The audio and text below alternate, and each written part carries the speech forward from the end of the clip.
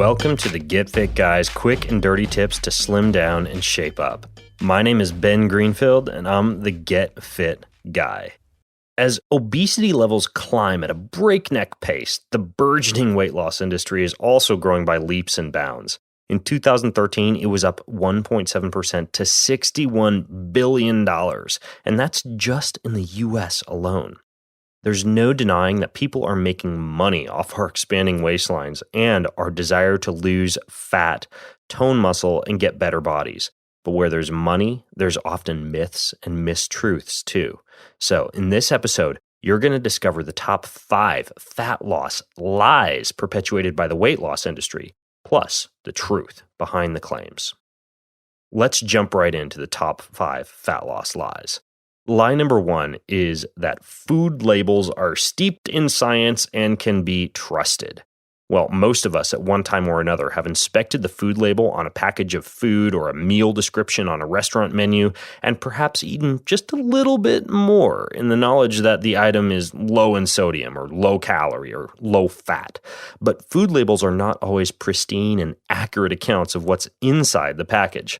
For example, a study recently in the Journal of the American Dietetic Association found that the actual amount of calories in frozen foods was an average of 8% higher than what was listed on the label. That same study found that items served in restaurants had 18% more calories than the menu said that they did.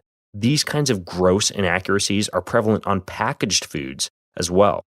The food label discrepancy is partially due to the fact that under the rules published by the FDA, which regulates nutrition labels on foods, the ratio between the amount obtained by laboratory analysis and the amount declared on the product label in the nutrition facts panel must be 120% or less. And that's a quote from the FDA. In a nutshell, this means that if a lab analysis of a food finds that the food has, say, 120 calories, the food's packaging could state that the food had just 100 calories, and it would still be in compliance with FDA regulations. And that's not all. If a food that has 20 grams of fat but only listed, say, 17 grams of fat on the label, it would also be in compliance. And it gets even better. The FDA requires that food packages contain at least 99% of the weight listed on the box. So many food manufacturers often put more food into the package than they actually list on the label in order to make sure they comply with these regulations. In summary, this means that if you're eating lots of packaged foods, you may be getting over 20% more calories than what you actually think you're getting. This is why I recommend doing something like shopping the perimeter of the grocery store, where there's fresh items in their raw, unpackaged form. But even then, you do need to be careful if you're using websites to calculate nutrition data on those food items, since the simple act of cooking a food actually makes it higher in calories than what you might read that food has on a website. Well, lie number 2 is if it's in a packaged bottle, it must be 100% safe. Most popular fat loss products can cause serious side effects, though. Take, for example, Oxyelite Pro, which is marketed as a weight loss, muscle gain, and metabolism boosting supplement, but has been linked to dozens of cases of hepatitis, liver failure, and some patients needed liver transplants for this, and even death. As you would have expected, the FDA warned USP Labs, which distributes Oxyelite Pro, that certain Oxyelite products were dangerous and not eligible for approval because they contained a toxic ingredient, in this case one called igeline.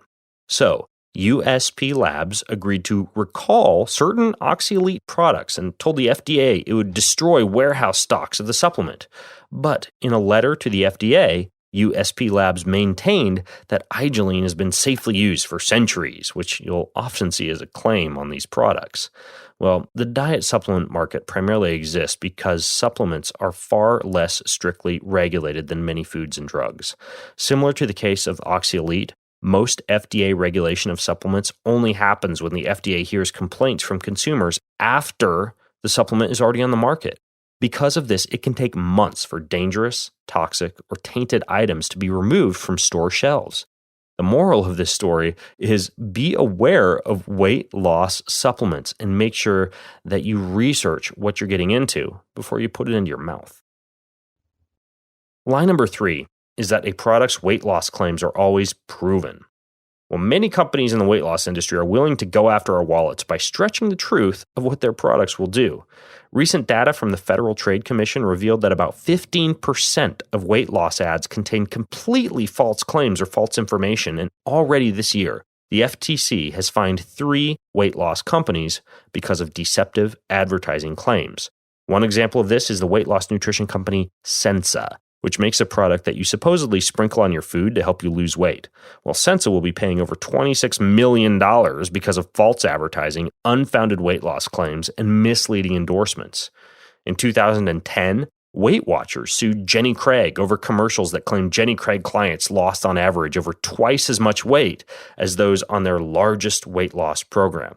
In contrast, Weight Watchers asserted that no major clinical trial was done and that the claims made by Jenny Craig were false and misleading. Well, the companies reached a settlement, and Jenny Craig agreed to never again broadcast the information in that ad again in any form. But in the meantime, I'm sure plenty of people trusted Jenny Craig over Weight Watchers due to these completely unfounded claims that Jenny Craig made. As I mentioned in my episode on fitness fads, which I'll link to in the show notes over at quickanddirtytips.com, you should be especially cautious of products that are endorsed by celebrities, promise quick results, or use words such as proprietary blend and secret formula. Creams and patches that promise to help with weight loss are also notoriously ineffective. So once again, a product's weight loss claims are not always proven by science and may just be that, claims. Line number 4 is that dieting is an effective weight loss strategy. If you take a look at the New York Times bestseller list or the supplement section of your local store, you may think that everybody is on some kind of a special diet, especially celebrities, fitness trainers, and anybody who has a nice body. But the fact is that the number of Americans on diets is declining. In 1991, 31% of American adults reported being on a diet. But a study released recently by the research firm NPD Group found that number had dropped to just 19%. And that decline was mostly from women. Other surveys suggest that Americans are staying on diets for a shorter period of time. Now, one possible reason for this decline in the number of people dieting is that we may be becoming more accepting of an overweight appearance. As a matter of fact, in 1985, surveys showed that 55% of Americans said they thought that people who were not overweight were significantly more attractive than those who were overweight. But a 2012 study found that number to have dropped by over half to nearly 23%. So we might be placing less of a priority on getting thin. Or perhaps people are simply realizing that fad diets don't really work that well in the first place, reflected in the fact that weight loss diet industry leader Weight Watchers, which has over 1 million members, saw its meeting attendance decline more than 15% last year. Another reason that dieting is on the decline is people may actually be realizing that dieting doesn't actually work as well as we might think. In one of the most comprehensive reviews of diet studies, researchers at the University of California found that people who diet usually lose 5 to 10% of their starting weight in the first 6 months, but 1/3 to 2/3 of them end up regaining all that weight and more within 4 to 5 years. Well, I'm keeping my fingers crossed that people are just realizing that simply eating real healthy food and maybe pushing away from the table just a bit earlier is a smarter and more sustainable way to stay healthy compared to dieting. Line number 5 is that weight loss surgery is a safe and lasting final cure.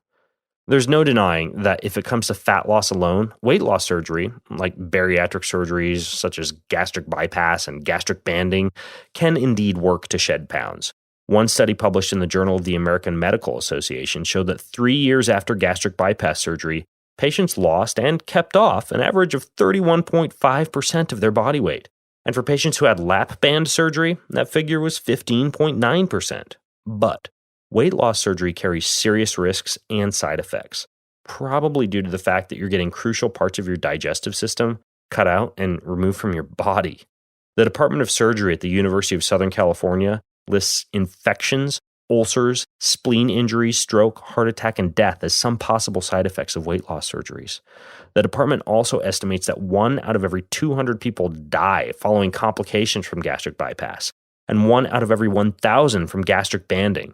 Although these odds are improving because many of the surgeries are now done via minimally invasive procedures like laparoscopy, I'd highly recommend that you consider daily physical activity a healthy diet, and the entire weight loss section of the Quick and Dirty Tips podcast before shoveling over the money and taking on the risks of having portions of your internal organs removed.